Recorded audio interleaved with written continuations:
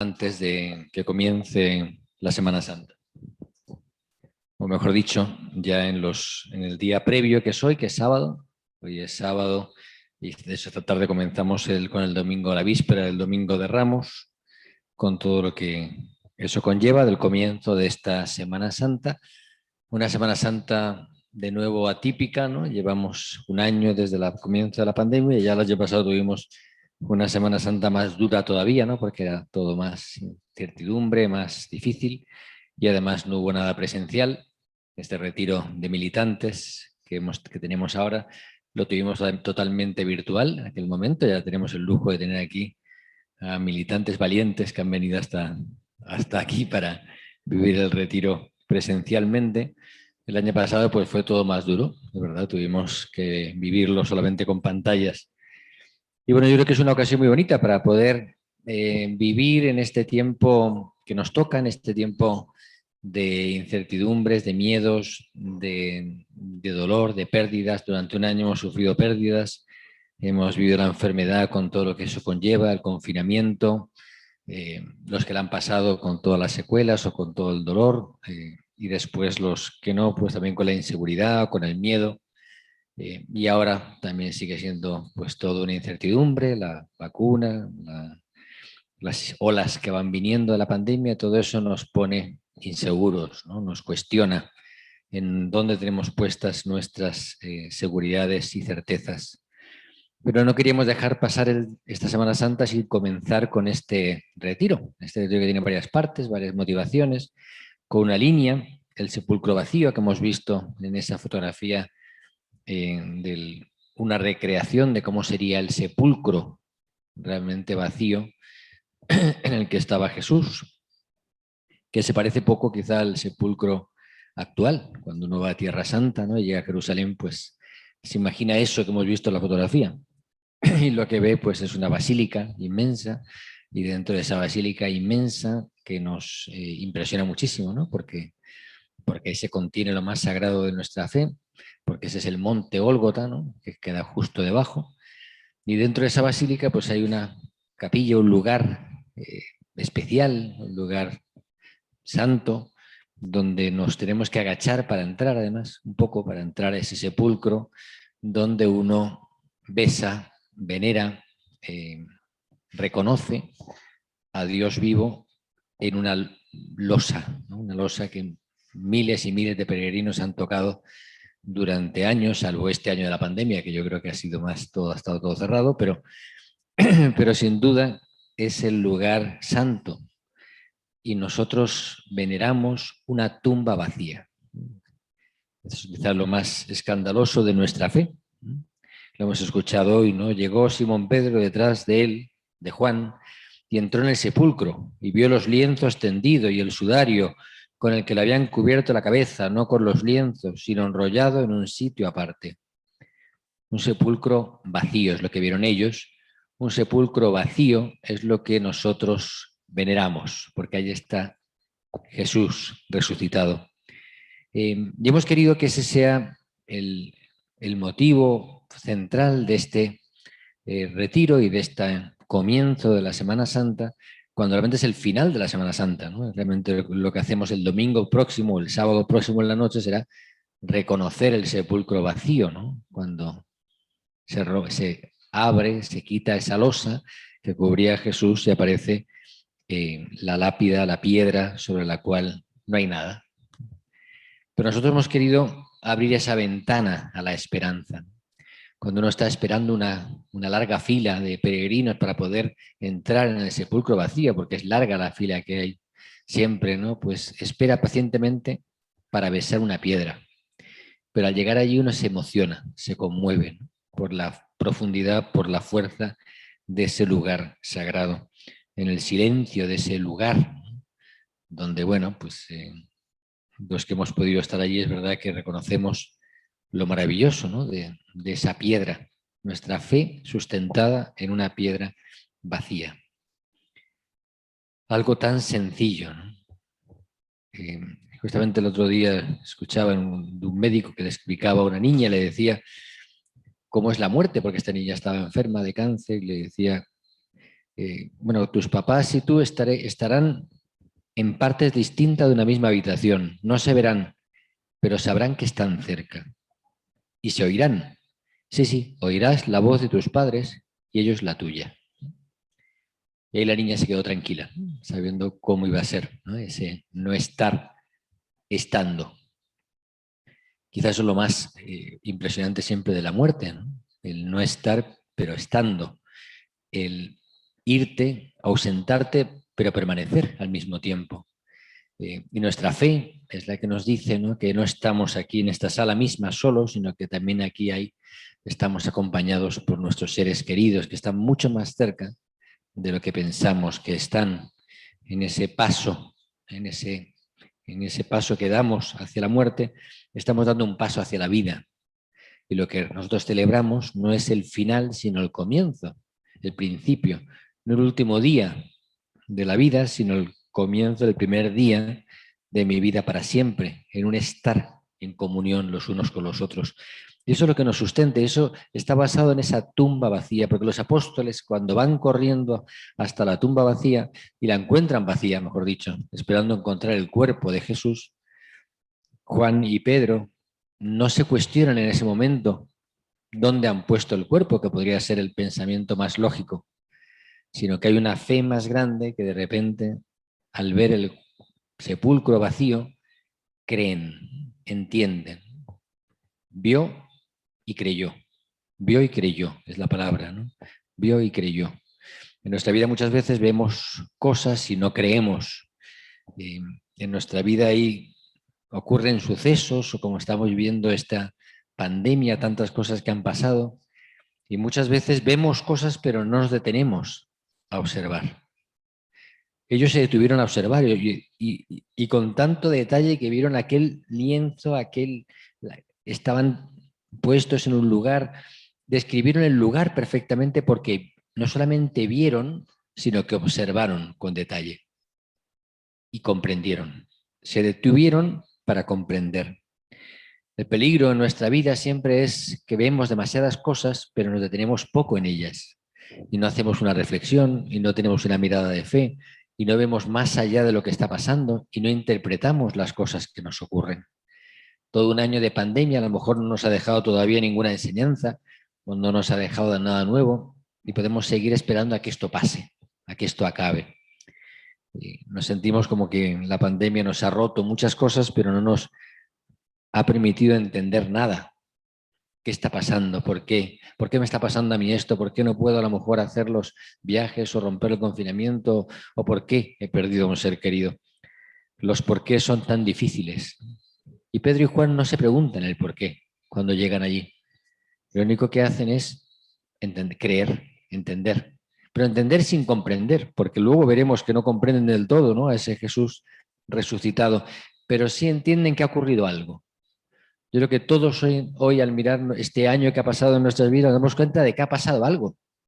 No somos los mismos. No es el mismo el mundo. Seremos la generación de esta pandemia y nos habrá marcado profundamente a unos más que otros. Pero el mensaje que queremos vivir todos es el de la esperanza, no el de la desesperanza. El del comienzo, no el del final de algo. La invitación que nos hace el Señor con todo lo que estamos viviendo es a vivirlo con más intensidad, con más santidad. Decía el Padre Kentek, ¿no?, que en la vida no tenemos que ir más hacia adelante, sino más hacia adentro. No hacia adelante, sin observar las cosas que nos pasan, sino mirar hacia adentro. Y aquí entonces la pregunta que surge es la que Jesús, el ángel le hace a María: mujer, ¿por qué lloras? ¿A quién buscas? Este ¿por qué lloras? Es una de las preguntas más fuertes, ¿no?, del Evangelio y en este momento, ¿no? ¿Por qué llora María? María llora porque ella quería volver a ungir el cuerpo de Jesús, quería ungirlo, quería demostrarle a Jesús cuánto lo quería.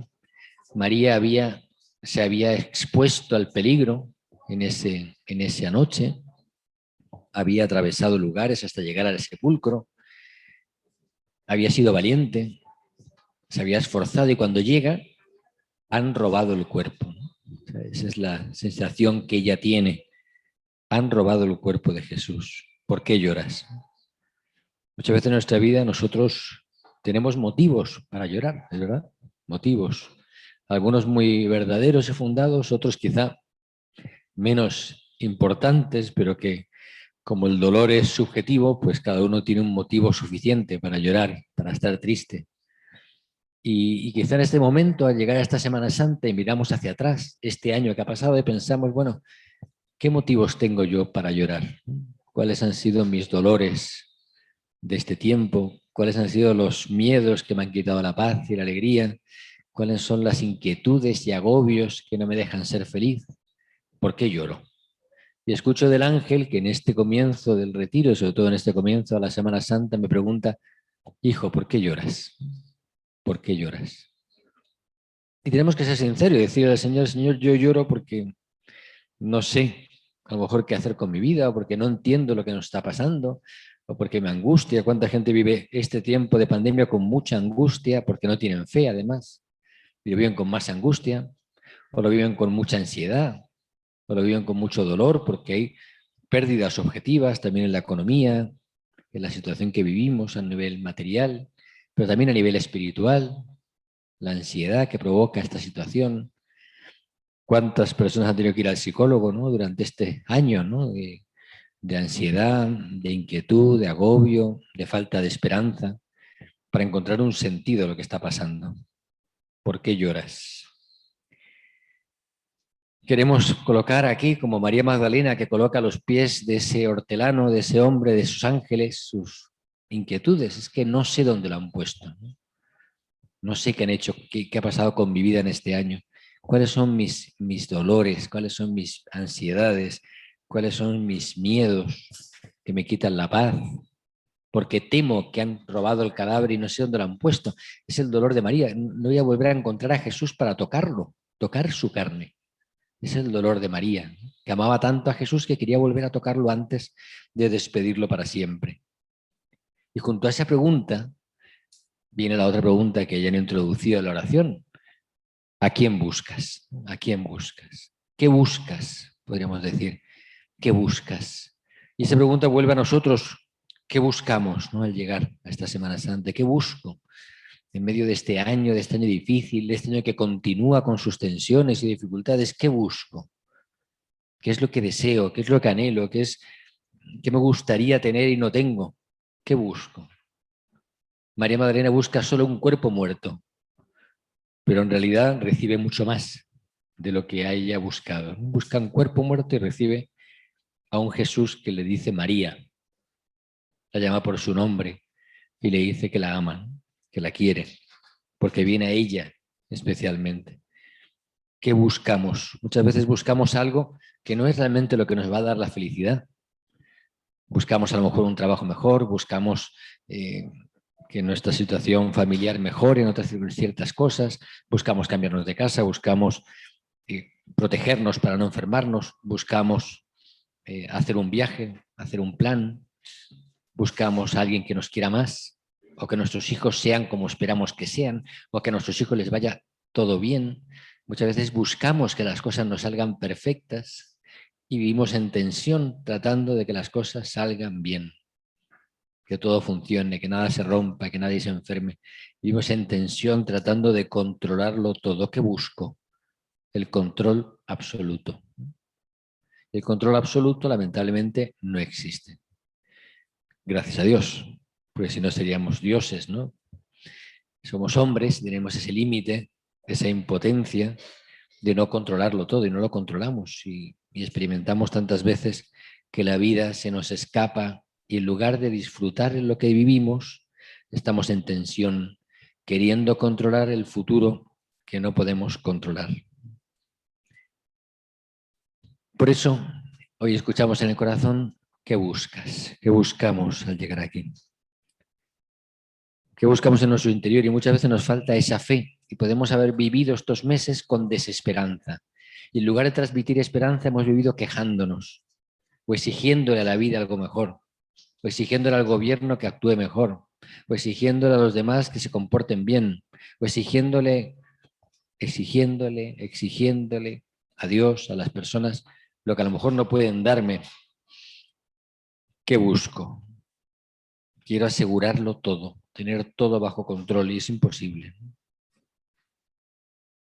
Por eso queremos hoy tener la fe, ¿no?, de estos discípulos y la fe de María, que ellos vieron y creyeron los lienzos caídos.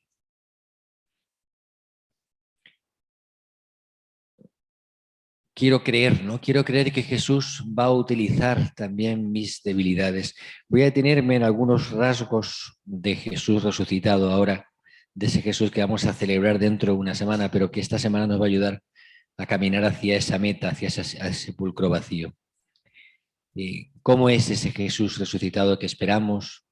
La semana de Pascua se recuerdan todas las apariciones de Jesús cada día, lunes, martes, miércoles, jueves, viernes.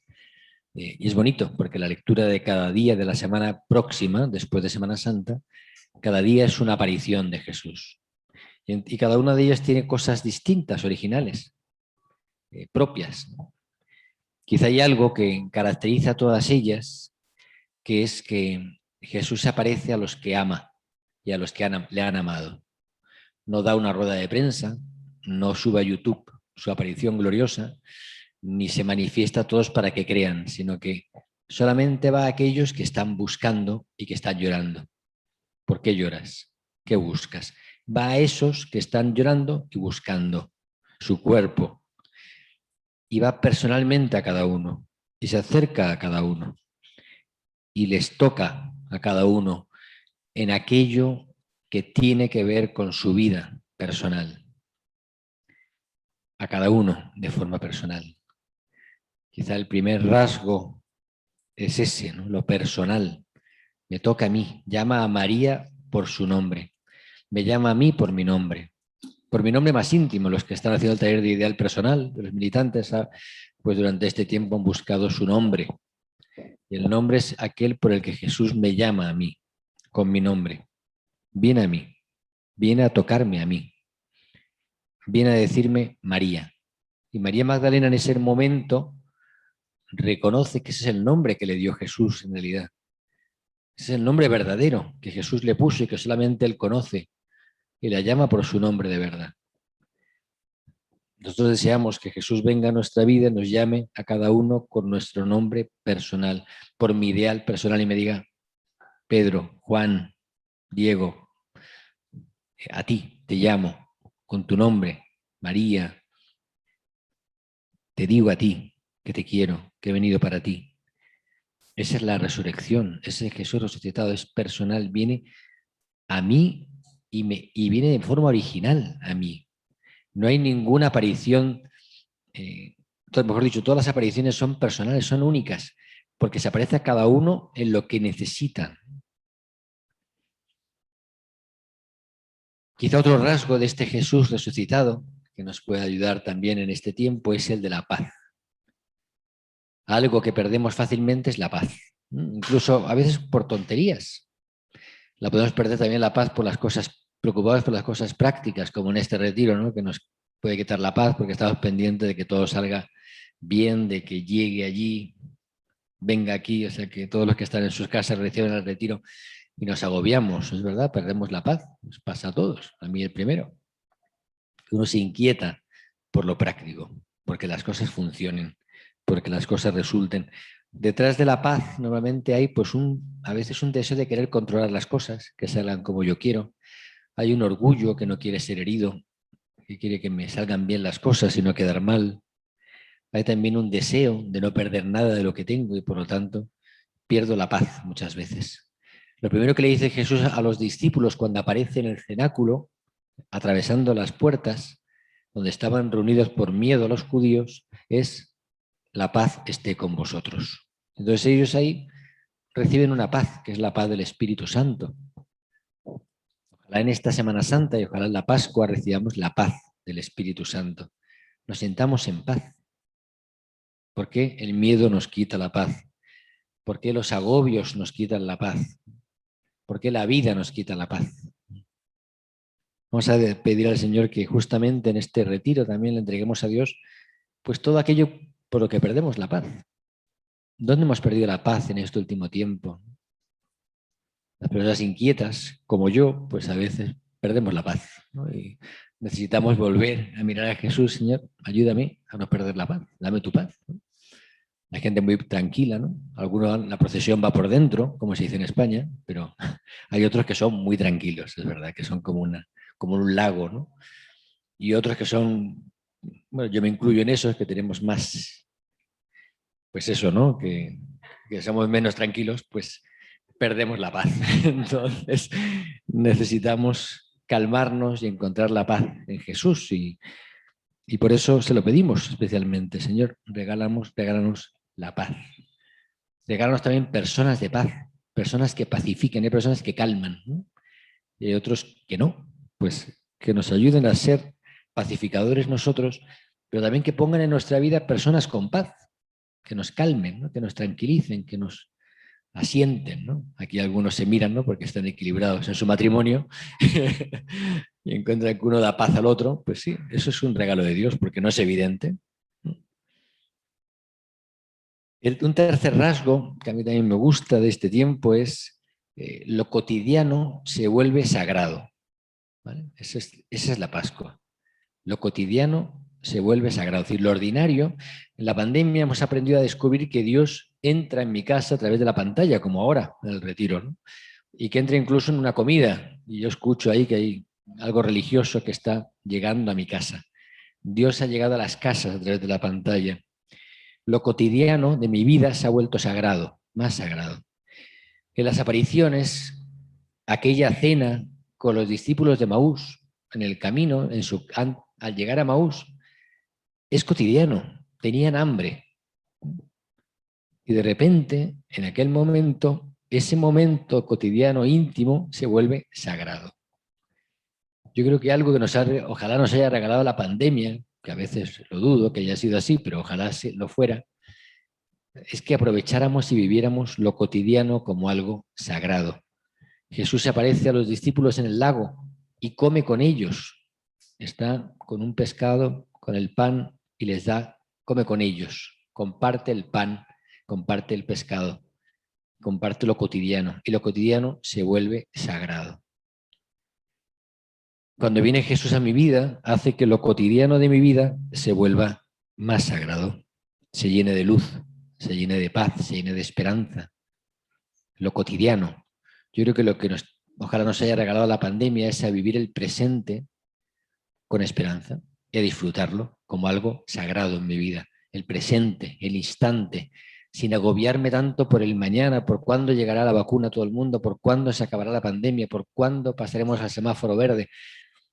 El presente es este, que nos priva, por supuesto, de cosas que nos gustaría, como un abrazo, como poder bendecir con agua el Domingo de Ramos, que no nos dejan, o poder hacer otras cosas como besar la cruz, que tampoco podemos.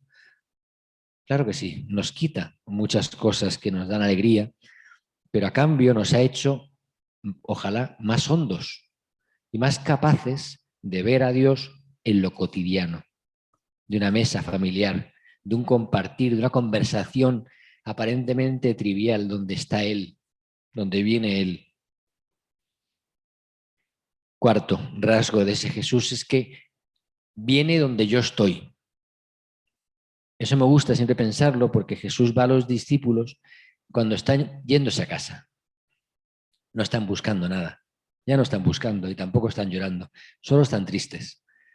Y va Jesús a buscarlos porque le interesa que vuelvan, porque los ama profundamente. Cuando Tomás llega tarde a aquel encuentro con Jesús resucitado, Tomás se llena de rabia y de envidia porque él no estaba presente y Jesús no ha tenido la delicadeza de esperar a que estuviera presente. Sin embargo, Jesús vuelve por Tomás, a buscar a Tomás, pensando en Tomás. Viene donde estoy yo. Es verdad que hoy en día nos preocupamos tanto de mucha gente que ha perdido la fe. Es verdad, ¿no? Hay mucha gente que ha perdido la fe, muchos jóvenes o jóvenes de entonces, ¿no? Otro día me hablaban de jóvenes a lo mejor de hace ya años, de aquí cuando construyeron el santuario. Hay una juventud de 300 jóvenes y que hoy muchos de esos jóvenes ya no creen en la iglesia o no creen que la iglesia dé respuesta. No ya sino la iglesia, ¿no? Y por supuesto todo eso nos llena de pena. Pero por otro lado, uno está seguro de que ese Jesús resucitado va a buscar a cada uno donde se encuentra. Y esa fe no desaparece. Esa esperanza no desaparece. Por supuesto que nos anima a nosotros a ser más audaces y llevar un evangelio vivo para que muchos vuelvan a creer. Pero también tenemos la fe de que Jesús va a buscar a cada uno. Cuando esa persona a la que busca está buscando algo a su vez en su corazón. Tiene sed, tiene hambre, tiene miedo. Jesús va donde está esa persona, a su encuentro. Con nosotros lo hace. Y también con aquellos que están a lo mejor más lejos en nuestra vida. Va a buscarlo. Otro rasgo de este Jesús resucitado es que me enseña a dar valor a aquellas cosas que no veo, como un sepulcro vacío donde no veo nada. Me da fuerzas para creer en lo imposible, en lo que no parece viable o posible en nuestra vida, pero voy más allá y tengo fe. Ese es el mensaje también de la Pascua. La fe audaz, la fe que va más allá de lo que ahora veo, de lo que ahora controlo, de lo que ahora conozco, va más allá. En lugar de llenarme de desesperanza y pensar que nunca va a cambiar esto, es creer todo lo contrario. Esto va a cambiar, esto va a ser mejor, mucho mejor. Esa es la fe. Si yo no tengo fe en que las cosas pueden cambiar, nada cambiará en mi vida. Si yo creo que pueden cambiar, que pueden ser mejores, pues serán posibles. Si creemos que es imposible hacer un santuario aquí, pues lógicamente nunca será posible. Si tenemos fe y creemos que puede haber un santuario aquí en este lugar y una casa del movimiento, eso hará posible aquello que creemos. Si creemos que el camino al santuario se va a abrir, se acabará abriendo, porque tenemos esa fe y esa fuerza y lucharemos por ello. Esa es la fe, dar valor a aquello que no vemos, creer más allá de lo que vemos, creer más allá de lo que ahora nos quita la paz, nos inquieta, nos agobia, nos turba. Un sexto rasgo, voy a decir varios, luego ya como luego vamos a invitarles a meditar sobre algún rasgo de estos, ustedes pueden encontrar más, no hay problema. El valor sagrado de las heridas, porque Jesús salva en las heridas y salva desde lo que somos, desde nuestra pequeñez. Jesús deja que Tomás introduzca la mano en su costado abierto. Esa imagen siempre me impresiona, porque mete la mano y toca lo más sagrado de Jesús. Porque Jesús resucitó con heridas, y las heridas lo hicieron reconocible, porque estaba herido de una forma muy concreta, única. Las heridas son las que nos marcan a nosotros y nos hacen reconocibles para las personas que nos quieren de verdad. A las que no nos quieren, no, pero las que nos quieren nos reconocen por nuestras heridas, por nuestros dolores, por aquello que a veces ocultamos a los demás, para que no las vean. Pero los que más nos aman saben cuáles son nuestras heridas y nos quieren por ellas porque nos hacen únicos y reconocibles. Y Jesús era reconocible por esas heridas. Y sus heridas además tenían fuerza, eran sagradas y daban vida. Lo más contrario a lo que nosotros pensamos muchas veces cuando hemos sido heridos y pensamos, mi herida es una destrucción y sin embargo mi herida puede ser fuente de vida. Decía el Papa Francisco hablando de San José, este año en que celebramos a San José y lo tenemos en el centro. José nos enseña que tener fe en Dios incluye además creer que Él puede actuar incluso a través de nuestros miedos, de nuestras fragilidades, de nuestra debilidad. Y nos enseña que en medio de las tormentas de la vida no debemos tener miedo de ceder el timón de nuestra barca a Dios.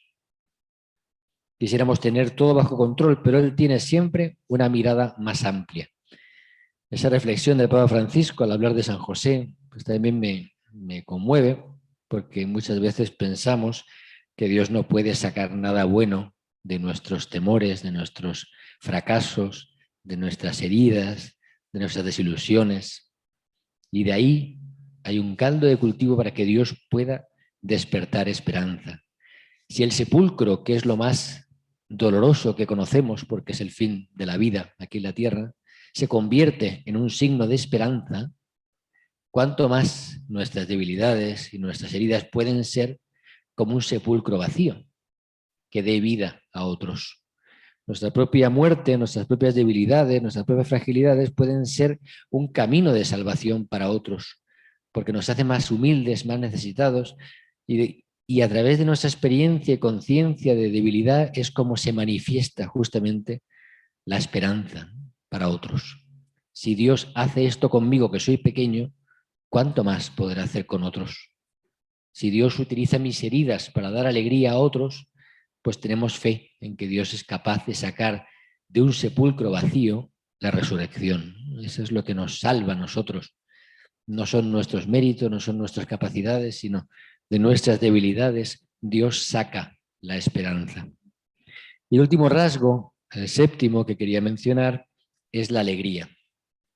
Yo creo que ese Jesús que se aparece con los suyos, lo primero que da, además de la paz, es la alegría del resucitado, la alegría de saber que Cristo está vivo, y esa debería ser una constante en nuestra vida como cristianos, como hijos de Schoenstatt, como militantes, que ojalá fuéramos siempre, construyéramos y transmitiéramos alegría con nuestra vida. En lugar de dolor, desunión, críticas, desesperanza, en lugar de eso, la comunión de la alegría. Vivir en comunión es eso, vivir alegres en comunión. Ese es el mensaje del resucitado. Alegraos, que está vivo. Alégrense que está vivo, alégrense que está resucitado, alégrense que Cristo está viviendo junto a mí. Por eso queremos comenzar con este mensaje de sepulcro vacío para vivir todos los días. Después vamos a recorrer el camino, entonces se va a mostrar el camino que va a recorrer Jesús. Y también nosotros queremos en este retiro ayudarles a vivir la Semana Santa. Muchos a lo mejor no están aquí en Monterrey, están fuera, y a veces es más difícil cuando uno está fuera centrarse en la Semana Santa. Pero ojalá este retiro les ayude a vivir cada día de la Semana Santa, mañana y hoy Domingo de Ramos, el lunes, martes y miércoles santo, que son 3 días claves, que después se va a explicar un poco más ahí a través del dibujo, del mapa de Jerusalén. Y después el jueves, que es el oficio de por la tarde con una misa en el Triduo Pascual. El Viernes Santo, el sábado de Gloria, que es una fiesta, la fiesta más importante para nosotros como iglesia, ¿no? Que es la Vigilia Pascual, con el fuego, que se llama el Fuego Santo, ¿no? Fuego nuevo, siempre se me olvida, perdón. El fuego nuevo. Parece que acabo de llegar. El fuego nuevo, es que si me cuesta que se me meta el fuego nuevo, pero realmente es un fuego nuevo, es verdad.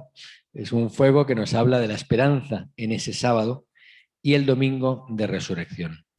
Después, cuando lo expliquen, les va a quedar más claro todo el itinerario. Ya el año pasado lo hicimos un poco, lo volveremos a hacer ahora porque siempre viene bien volver a meternos en estos días para vivirlos bien, con profundidad, para no dejar que la Semana Santa pase por nosotros, sino para vivir nosotros cada día como un día sagrado. Ojalá, si es la Semana Santa, también nos haga un poco más santos a nosotros en estos días. Y el paso de Dios por nuestra vida, en ese sepulcro vacío que a veces es nuestra vida, pues traiga la resurrección para cada uno. Les invito a que lo vivamos así y también podamos agradecerle a Dios porque a través de ese sepulcro vacío Él nos regala su esperanza en este tiempo.